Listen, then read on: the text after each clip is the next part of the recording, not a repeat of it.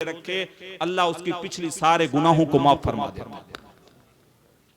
और फरमाया जब रमजान आता है जन्नत के दरवाजे खोल दिए जाते हैं, जहन्नम के दरवाजे बंद कर दिए जाते हैं, और रोजेदार के मुंह की जो खुशबू होती है वो अल्लाह के नजदीक मुश्क और अंबर से भी ज्यादा प्यारी होती है। रब तबारक व तआला के नजदीक रोजा रखने वाले की ये जो है वो कदर और इज्जत और शान है। लेकिन हम लोग खाने के चक्करों में उलझे हुए हैं और अखलाकी गिरावट हमारी देखें। ये चीजें हम लोगों को जो है वो सुधारने की जरूरत है और अल्लाह तबारक व तआला का शुक्र अदा करने की जरूरत है। हम लोगों को अपने होना तो ये चाहिए था, कौमें हमसे सीखती, और खवातीन भी बैठी हुई हैं, उनसे भी गुजारिश करूंगा, ये मामला नहीं है कि रोजे सिर्फ मर्दों के ऊपर फर्ज हैं, खवातीन के ऊपर भी रोजे फर्ज हैं। जो पंजवक्ता नमाज मर्दों के ऊपर है वही पंजवक्ता नमाज औरतों के ऊपर भी फर्ज है। शरीयत जितनी मर्दों पे लागू है उतनी औरतों के ऊपर भी लागू है। औरतों को कुछ मखसूस चीजों में छूट दी गई है, वो अलग बात है, वो कुछ दिनों में जिनमें पाक नहीं रहती उनमें वो रोजों की जो है वो छूट हो जाएगी, लेकिन वो बाद में कज़ा करनी है। लेकिन जो नमाजें उन दिनों में छूट जाती हैं वो फिर उन नमाजों की जो है वो उनको जो है वो कज़ा नहीं करनी, वो नमाजें माफ हैं। वो रोजे इसलिए कज़ा करनी है कि वो रोजे जो है वो साल में एक मरतबा जो है वो आते हैं, और रमजान ये नमाज जो है वो दिन में 5 मरतबा रहती है। तो ये चीजें हम लोगों को ध्यान में रखनी पड़ेंगी और हम लोगों को बिल्कुल तवज्जो के साथ दीन को फॉलो करना पड़ेगा। होना तो ये चाहिए था हमारे अखलाक, हमारे मामलात, हमारे आस पड़ोस के लोग हमसे सीखते, लेकिन लोग हमसे बद से बद जन होते चले जा रहे हैं और हम लोगों को उनसे सीखने की जरूरत है। आज लोग हमें सिखाने की कोशिश कर रहे हैं, ये देखो यार सिख कम्युनिटी ये कर रही है, फुला कम्युनिटी ये कर रही है, फुला कम्युनिटी ये कर रही है। हम क्या कर रहे हैं? हम लोग खाली कमेंट पास कर रहे हैं, हम लोग खाली वेले बैठ के ऐसे ही जो है वो फालतू में अपना टाइम पास कर रहे हैं। अभी तो मौतों का सिलसिला इतना तेजी के साथ हो रहा है कि हमें उससे सबक हासिल करना चाहिए। और बुजुर्गों से भी गुजारिश करूंगा कि उम्र के एक पड़ाव में अल्लाह जिनको तौफीक दे दे वो मस्जिद की तरफ आ जाते हैं, लेकिन अभी तक जिनको तौफीक नहीं मिली है वो अल्लाह से तौफीक मांगे। अब जो है वो जिंदगी के दिन हर किसी के पता नहीं कितने बचे हैं, लेकिन जो बुजुर्ग हो चुके हैं उनको तो ये पता है। वो हजरत उमर की बात मैं हमेशा बयान करता हूँ। एक दिन कोई शख्स आया, दरबार लगा हुआ था, हजरत उमर से कहने लगा या उमर ला तंसा मौतक, उमर अपनी मौत को मत भूलो, उमर अपनी मौत को मत भूलो। हजरत उमर ने कहा भाई तेरा शुक्रिया, तूने आके मौत याद दिलाई मुझे, तूने मुझे मौत याद दिलाई। का रोजाना आना, मैं महीने वाले दिन तुझे वजीफा भी दूंगा, मैं तुझे तनख्वाह भी दूंगा, उससे तनख्वाह भी देते। वो रोजाना आके कहता उमर अपनी मौत को मत भूलो, उमर अपनी मौत को मत भूलो। एक दिन वो आया, उसको तनख्वाह देने के बाद हजरत उमर ने कहा भाई तेरा काम हो गया, कल से मत आना। कहा हजरत कोई गलती हो गई? कहा ना, का कोई मिस्टेक हुई है, किस वजह से निकाल रहे हैं, कोई वजह तो बताएं। तो हजरत उमर ने अपनी दाढ़ी में से एक सफेद बाल अलग किया और वो दिखा के कहने लगे कि अब तुझे बताने की जरूरत नहीं है कि मौत करीब है, बल्कि ये बाल मेरे दाढ़ी के अंदर जो सफेद आ गया कासिद, अब यही मुझे रोजाना बताएगा कि उमर तेरी जिंदगी के दिन थोड़े रह गए। लेकिन हम लोगों के मामला हड्डियां कंबण, गोडे खड़कण, उड़ गया लक तेरा, अजय भी बदियों बाज ना आयो, जियो मर्द दिलेरा। 60 साल 70 साल उम्र हो गई, अभी भी बदकारियां, गुनाह नहीं छोड़ रहा है, चुगलियां नहीं छोड़ रहा है, 2 खानदानों को लड़ा दे रहा है, चौराहों पे बैठ के लोगों की गीबतें कर रहा है, इधर आग डाल दी उसको लड़ा दिया, उधर आग डाल दी उसको लड़ा दिया, 2 खानदानों में लड़ा दिया, किसी के साथ क्या मामलात कर दिए, लोगों के साथ बदतमीजियां कर रहा है। एक उम्र के बाद बंदे को रुक जाना चाहिए और अल्लाह तबारक व तआला की बारगाह में तौफीक मांगनी चाहिए। और यकीनन बंदे को जो है वो ये चीजें सोचनी चाहिए कि अब जिंदगी के जो है ना वो दिन बड़े थोड़े रह गए, जिंदगी के दिन बड़े थोड़े रह गए। ये चीज बंदा अगर सोच ले और अपनी बेहतरी की तरफ आ जाए, समझदार इंसान वही है जो किसी चीज से सबक हासिल करे। वरना हम लोग अभी आज दिन में 2 इसाले सवाब की मजलिसों में शरीक हुए, कई लोग 1-2 में और होंगे। इतनी मौतें देखने के बाद भी अगर बंदा थोड़ा बहुत भी अपने अंदर चेंज ना लेके आए तो वो फिर, मैं जैसे हमेशा कहा करता हूं, फिर जो अक्ल ना होता मोजा ही मोजा, फिर जिंदगी किस तरीके से गुजारें, फिर जो है वो कोई मतलब नहीं है, जैसे चाहे जिंदगी गुजारते चले जाएं। हम लोगों को शुक्रगुजार बनने की जरूरत है और दूसरी कौमों को हमें सिखाने की जरूरत है। अखलाकी गिरावट हमारी इतनी ज्यादा हो चुकी है, अभी गर्मी के अंदर हम लोग जो वाटर कूलर लगाएंगे बाहर मस्जिद के बाहर, उसके ऊपर जो लोटा रखेंगे उसको भी जंजीर से बांध के रखते हैं कि लोग उसको उठा के ना ले जाएं। ये वो शीशा होता है जिसमें हम लोग अपना अखलाकी चेहरा देख सकते हैं। जो चीख चीख के हमारे मुंह पे चमेटे मार रहा होता है, बोला तुम्हारा अखलाकी गिरावट इतनी ज्यादा हो चुकी है, तुम्हारी मस्जिदों के वाटर कूलर पे लगा हुआ लोटा भी महफूज नहीं है, उसको भी तुम लोग जंजीर से बांध के रखते हो। हमारी मस्जिदों में जब जुम्मा पढ़ने जाते हैं तो बंदा नमाज से ज्यादा अपने जूतों का ख्याल नमाज में रखता है। बोला यार जल्दी जल्दी नमाज पढ़ूं, मेरे जूते नए, बाहर निकलूं उससे पहले मेरे कोई जूते नहीं ले जाए। तो किसी ने मजाकिया अंदाज में कहा कि हजरत अगर जूते नमाज में आगे रखते हैं तो नमाज नहीं होती, पीछे रखते हैं तो जूते नहीं होते। क्या ये अखलाकी गिरावट नहीं है हमारी? क्या हम लोगों का रास्ते पे गिरा हुआ फोन, अभी इतनी भीड़ आई है, किसी का फोन गिर जाए कोई वापस देगा? इक्का दुक्का कोई अल्लाह का बंदा है, किसी को तौफीक मिल जाए देगा, वरना सबसे पहले वो जाके उसको फ्लाइट मोड पे लगाएगा या उसको स्विच ऑफ कर देगा। किसी का गिरा हुआ बटवा अगर किसी को मिले, वो पैसे निकाल के बटवा वही फेंक देगा और आगे निकल जाएगा। ये हालात हैं 50 से। और हमारे यहाँ पे अभी हालात है, पहले एक होता था अगर कोई मुसीबत में, कोई गम में, कोई परेशानी में होता था, पूरा गांव उसके दुख में शरीक होता था।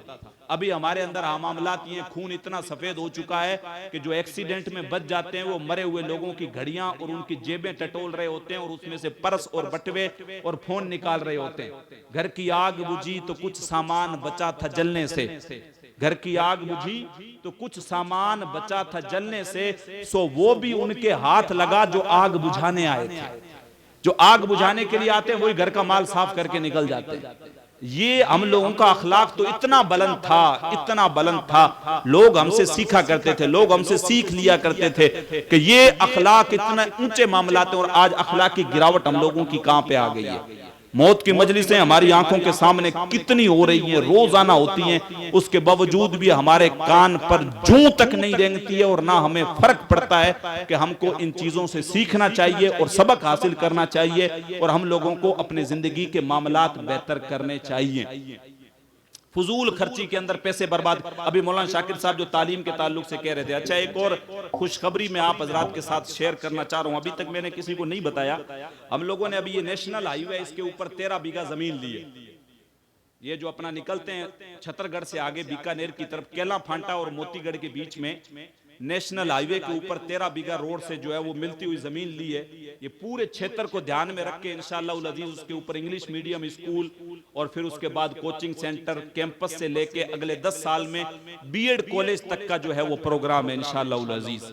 और जिस तरीके से पूरे उधर बाड़मेर और जैसलमेर के इलाके में बापू गुलाम हुसैन शाह जिलानी जिस तरीके के प्रोजेक्ट कर रहे हैं, जैसा अभी उन्होंने फलोदी में किया, फिर बाड़मेर में, फिर जिस तरीके से शुजा शरीफ में और बड़नावा में जिस तरीके से, तो हम लोगों का भी इरादा यही है कि दीनी और दुनियावी, दीन इतना कि बच्चा हमारा 10वीं 12वीं तक अगर जाए और इंग्लिश मीडियम का पैटर्न रखेंगे और केरला पैटर्न इंशाअल्लाह उल अजीज रखेंगे। अभी फर्स्ट स्टेप है, जमीन की तरफ बढ़े हैं और मखसूस लोगों के साथ हम लोगों ने अभी कनेक्शन किया है और इंशाअल्लाह उसकी अनकरीब हम लोग रजिस्ट्री की तरफ जाएंगे और फिर उसके बाद इंशाअल्लाह आम और खास लोगों को जो है वो उस चीज की तरफ जो है वो हम लोग मदऊ करेंगे और वो जमीन भी आप हजरात के सामने जल्दी हम लोग जो है वो सोशल मीडिया के जरिए और वैसे भी आप लोगों के सामने बताएंगे कि कौन सी जगह पे, कौन सी लोकेशन पे और किस तरीके की जमीन है।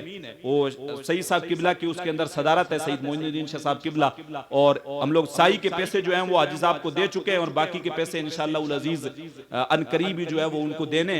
तो फर्स्ट स्टेप है, हम लोगों ने टारगेट किया 40-50 बंदों से वो रजिस्ट्री की रकम इकट्ठी करके एक बार उसको रजिस्ट्री करवाया जाए और फिर जब इंशाअल्लाह कन्वर्जन होके और फिर जो कंस्ट्रक्शन का जो काम स्टार्ट करेंगे, फिर पूरा क्षेत्र हमारा पड़ा है 40-50 गांव में, इनको नजर में रखे क्योंकि ये वक्त की जरूरत है। हम लोगों का मामलात इतने ज्यादा हो गए, हम लोग हुल्लड़बाजी में इतने ज्यादा हो गए हैं, बातें हम लोगों से मर्जी है जितनी करवा लो। चाय वाले ठेले पे बैठ के अगर कोई यूपी में मंत्री बना है उस पर हम लोग 2-2 घंटे निकाल देते हैं। हम लोगों का ना कोई सियासत में वजूद है, ना कोई तालीमी मामलात में हमारा वजूद है, ना कोई एजुकेशन में हमारा कोई सिस्टम है, कुछ भी नहीं है। तो उसके अंदर हम लोग इंग्लिश मीडियम के साथ दीनियात इतना रखेंगे कि बच्चा 10वीं 12वीं तक जाए, अच्छा कुरान शरीफ अदर के साथ पढ़ ले, अच्छी उर्दू सीख ले और इतना दीन सीख ले कि वो अपने दीन के मामलात में किसी और का मोहताज ना हो।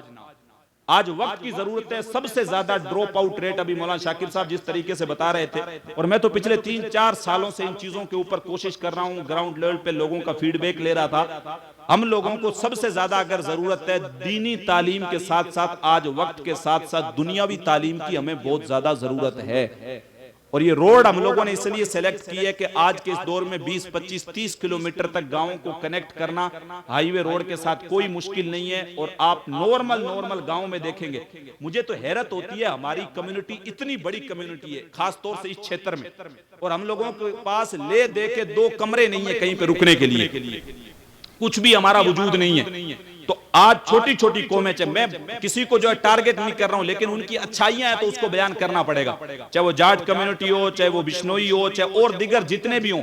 नॉर्मल जगह पे छोटे छोटे गांवों के अंदर उन्होंने करोड़ों के अपने प्रोजेक्ट बना रखे हैं, अपने लड़के बॉयज और गर्ल्स के लिए अच्छे हाई लेवल के इंग्लिश मीडियम स्कूल बना रखे हैं। और हमारा बच्चा 8वीं पढ़ने के बाद स्कूल छोड़ दे रहा है, 10वीं पढ़ने के बाद स्कूल छोड़ दे रहा है, और फिर हम लोग ये कहते हैं हजरत अब क्या करेगा बेचारा, पढ़ लिख के भेड़ बकरियां चरा लेगा, खेत सांभ लेगा, ये कर लेगा। भाई आज का टाइम रोबोट का जमाना है, एआई का जमाना है, नौकरियां लगभग सारी वैसे यही लोग खा गए, एआई खा गई है। और उसके अंदर हम लोगों का इस तरीके से लापरवाह हो जाना और हम लोगों का ये चीज सोचना कि हजरत क्या करेंगे, हमारे बच्चों को कौन सी नौकरी मिल जाएगी, हमारा बच्चा कौन सा पढ़ लिख के कामयाब हो जाएगा, 8वीं 10वीं पढ़ लिया है, अपना साइन करने के लायक हो गया।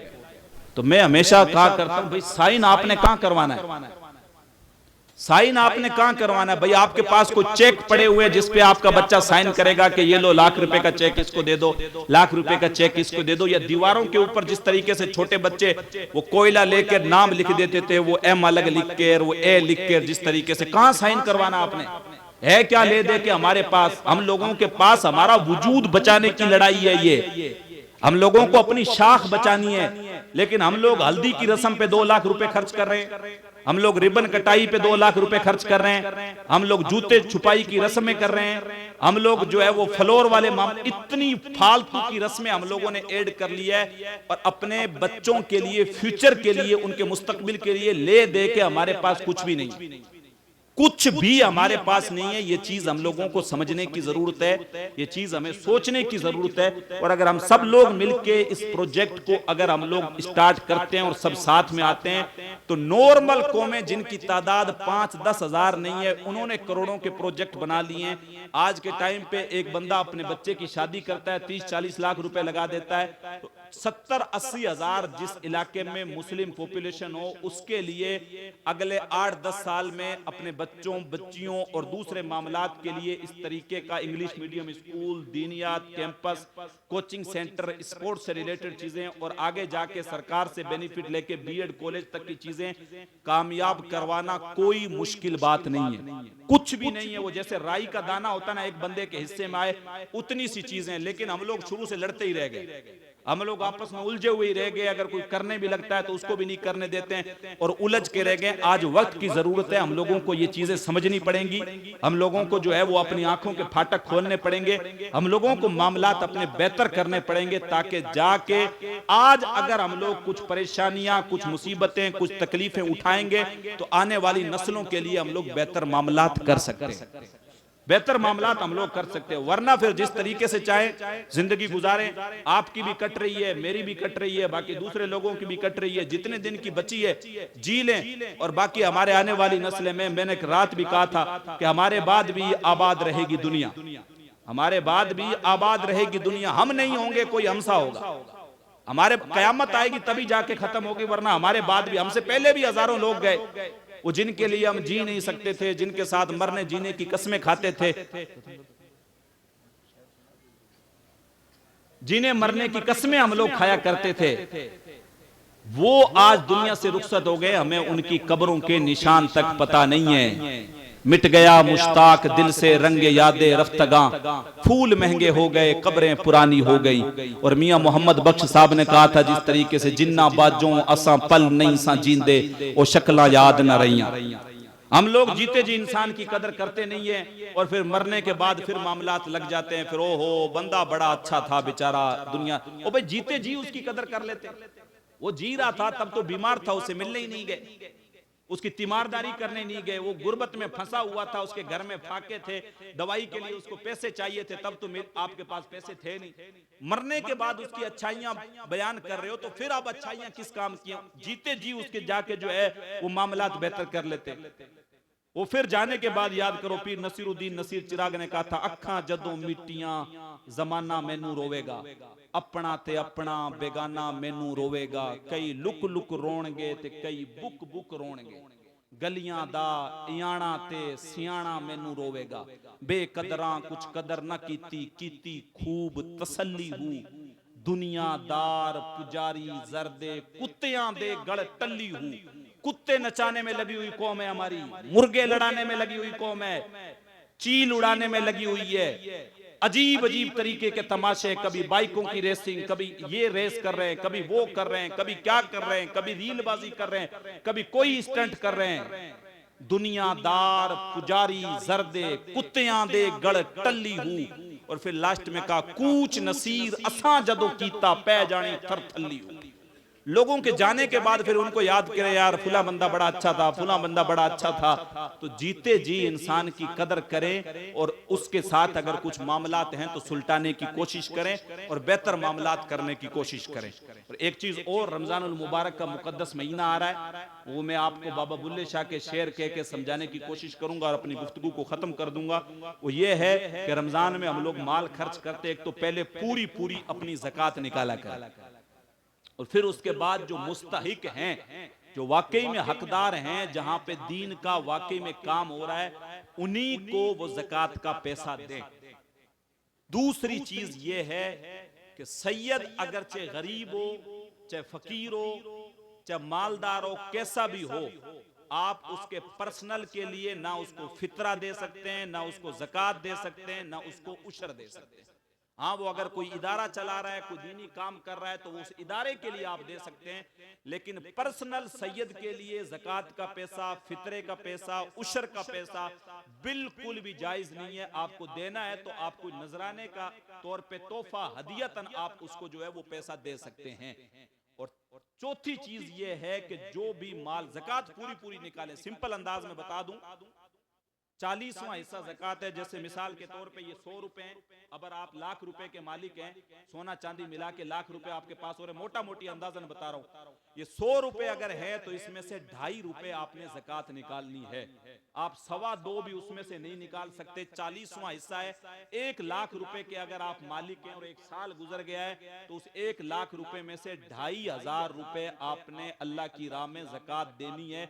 ये नहीं कि 1000 रुपए अपनी मर्जी से रख लिए, 100 दे दिए, 200 दे दी, अब हो गया ना। ज़कात पूरी पूरी निकालनी है, चाहे सोना हो चाहे चांदी हो। एक चीज और मुझे ज़हन में आई, अभी निकाह का भी सिलसिला चल रहा है, वो मेहर हमारे यहाँ पे 3300 फिक्स किया हुआ है, तो अब तो चांदी तो 4 लाख गई थी, अभी शायद 2.5 लाख चल रही है।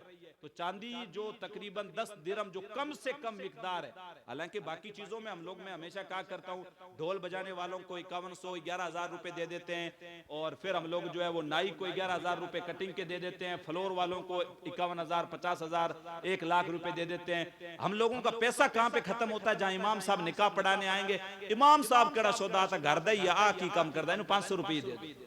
वो भाई जहां पे तुमने मीरों पे 51,000 रुपए खर्च किए हैं, वो इमाम को तुमने उनसे भी नीचे रख दिया। एक ढोल बजाने वाला तुमसे 11,000 रुपए ले जा रहा है, और यहाँ पे इमाम साहब जो रात दिन आपके बच्चों को पढ़ा रहा है, अभी कारी मुंसफ साहब जिस तरीके से छोटी छोटी बच्चियां बैठी हैं, इन पे मेहनत कर रहे हैं, जिस तरीके से बच्चों पे मेहनत कर रहे हैं। और एक शिकायत आप लोगों की ये भी मिली है कि बच्चे और बच्चियां जो छोटी उम्र की हैं, वो कुरान शरीफ पढ़ ले तो कहते हैं कि अब हम लोगों का मसला ये है कि हम थोड़ी सी चीज पे सेटिस्फाई हो जाते हैं, मुतमईन हो जाते हैं। कुरान पढ़ो, हो हजरत मेरे बच्चे ने, ओ भाई कौन सा कुरान कौन सा तीर मार लिया? आप कोशिश करो उसको हाफिज बनाओ, आप कोशिश करो उसको आलिमा बनाओ, आलिम बनाओ, अच्छी आप उसको तालीम दो। ये नहीं कि नाजरा पढ़ लिया आप घर में बिठा लो, कोई मसला नहीं, कुरान खत्म कर लिया बहुत है। कुरान खत्म करना काफी नहीं है, उसको आगे की तालीम भी जो है ना आप अच्छे से दिलाओ। तो ये चीज हम लोगों को समझने की जरूरत है। अब मस्जिद में देने की बारी आई, 1100 दे दो, इमाम साहब को देने की बारी आई, 500 रुपए दे दो। अच्छा, ये मामला है। और लड़की का जो मेहर हुआ, अबे मेहर तो आप 1 लाख रुपए दो, 2 लाख रुपए दो, 5 लाख रुपए दो, शरीयत ने कोई पाबंदी नहीं रखी। आप 1 किलो सोना दे दो। आप इतना जब शादी पे 50 लाख खर्च कर रहे हैं, मेहर वाले मामले में कंजूसी क्यों करें? तब मौलाना शाकिर साहब यार कम से कम कितना बन रहा है? वो 3300 बन रहा है, 3300 ही करो, ज्यादा मत करो। क्यों मौत आ रही है वहां पे 3300 से ज्यादा करते हुए? ना हजरत, ये तो इतना ही बनता है ना भाई, सारे कामों पे लगा के, और जो लड़की का हक है उसमें कम कर दो। वो उसका हक होता है, उस मेहर को ज्यादा तादाद रखो। अभी तो फिर चांदी बढ़ गई है, कम से कम 31-32 ग्राम चांदी जो है वो आज के टाइम पे मेहर, कम से कम मेहर होता है। अब आप आज के टाइम पे कोई भी बंदा निकाह पढ़ा रहा तो कम से कम 32 ग्राम चांदी का गूगल करके आज के टाइम पे रेट कितना बन रहा है, कम से कम उतना मेहर ले। बल्कि आइमा से गुजारिश करूंगा 2, 4, 5 हजार रुपए ज्यादा ही लिखा करें। जो नाच गानों पे इधर पे पैसे बर्बाद कर रहे हैं, उनको लड़की को मेहर देने में कहां दिक्कत हो रही है? वो सारी चीजें उनको इमाम, मस्जिद और मेहर वाले मामलात में जो है ना वो याद आती है। और सबसे अहम बात वो ये है कि अल्लाह ने अगर दौलत दी है तो उस दौलत को अच्छी जगह पे इस्तेमाल करें और उस दौलत को हराम माल के अंदर मिक्स ना करें। यानी शॉर्टकट रास्ता नहीं अपनाएं कि ये 100 रुपए जुए में लगाओ, शाम में 1000 जीत जाऊंगा, 200 रुपए उठाऊंगा, इमाम साहब को कह दूंगा ये लो मेरी तरफ से मस्जिद में ले लो, 800 रुपए में अपने इस्तेमाल कर लूंगा। ये बिल्कुल हराम काम है। ये तो इस तरीके से हो गया कि फिर शराब लो, आप आधा गिलास शराब का कर लो, आधा उसमें दूध मिला लो और उस तरीके से जो है ना मामलात करो। बाबा बुल्ले शाह ने भी शिकवा किया का तुसा हज भी कीती जांदे हो, नड़ लहू भी पीती जांदे हो, खो के माल यतीमा दा भेज मसीती जांदे हो। सूद से पैसे कमाओ मस्जिद में दे दो, शराब से पैसे कमाओ मदरसे में दे दो, खो के माल यतीमा दा भेज मसीती जांदे हो, और फिर का नफ्स ते छुरी फेर दे नहीं ते दुम्बे कीती जांदे हो। हाँ, बकरे जबा कर लो, छतरे जबा कर लो, ये नफ्स जो कमीना हो गया उसके ऊपर कभी छुरी नहीं फेरनी है। और फिर का फर्ज पुलाई बैठे हो ते नफला नीति जानते हो, रोजे छोड़ दिए, इफ्तारियों पे जोर दे रहे हो, फर्ज छोड़ दिए, नफलों पे जोर दे रहे हो, तरावियां पढ़ नहीं रहे हो, शबे बारात में जाके, शबे कदर में जाके नफल पढ़ रहे हैं। हजरत नफल बताओ 12 रकात। ओ भाई, जो तरावी थी सुन्नत मौकेदा, उसको तो छोड़ के आ गए हो तुम। तो फर्ज पुलाई बैठे हो, नफला नीति जानते हो, फट दिलां दे सींदे नहीं ते टोपियां सीती जांदे हो। तुसा दसो ता सही बुल्ले शानू की कुछ कीती जांदे हो। बताने की जरूरत यह है कि हर बंदा अपने अंदर उतरे और अपने मामलात बेहतर करने की कोशिश करे। वो जिस तरीके से बाबा बुल्ले शाह ने भी कहा था, बुल्ले शाह उर्दियां फड़ने जड़ा घर बैठा उन्होंने फड़े ही नहीं। अपने अंदर उतरे, अपने अंदर दिल को साफ सुथरा करे। खुदी का नशेमन तेरे दिल में है, फलक जिस तरह तेरी आंख के दिल में है। इस दिल को साफ सुथरा करे, इसको पाकीज़ा करे। इसको साफ सुथरा करेंगे तो सारी कायनात साफ सुथरी नजर आएगी। और दिल ये कोई छोटी कायनात नहीं है, ये कायनात सगीर है। सुल्तान बाहू बोले, विच्चई बेड़े विच्चई झेड़े विच्चई वंज मुहाने हूँ, 14 तबक दिले दे अंदर तंबू वांगू ताने हो। दिल को साफ सुथरा कर ले, इसको पाकीज़ा कर ले, लोगों से मोहब्बत बनाए, लोगों के करीब हों, मस्जिदों के करीब लेके आए। खुद रमजान आ रहा है, रोजे रखे, मस्जिदों के करीब हों, दीनी काम जो हो रहे हैं उनमें कंधे से कंधा मिला के साथ दें, मामलात बेहतर करें। वरना किसी टाइम पे फेसबुक के खबर आनी है, खुला बंदा नहीं रहा, लोग वो मैसेज कॉपी करके बैठे हैं, सीधा उन्होंने आपका नाम भी नहीं हटाना है, पेस्ट कर देना है, फुला बंदा गया, और लिख देना भाई मिस यू, मैं आपको बहुत याद कर रहा हूँ, आपकी बहुत याद आ रही है। कोई याद नहीं कर रहा है, आपके पीछे फोटो लगा के गाने लगाएगा। कब्र में ऑलरेडी आपके इतने गुनाह हैं, ऑलरेडी आपको इतनी सजा हो रही है, पीछे ये और उसमें इजाफा कर रहा है, दुखी गानों पे गाने टेक रहा है पीछे। ये ले भाई, थोड़ी बहुत कमी रह गई है, ये मेरी तरफ से पूरी कर, ये ले। ये मामलात है, कोई किसी का जो है ना वो नहीं है। अब मामलात बिल्कुल, कोई कुरान पढ़ने वाले दोस्त का, कोई पीछे कुरान पढ़ने वाला नहीं है, कोई मामलात बेहतर समझने वाले नहीं है।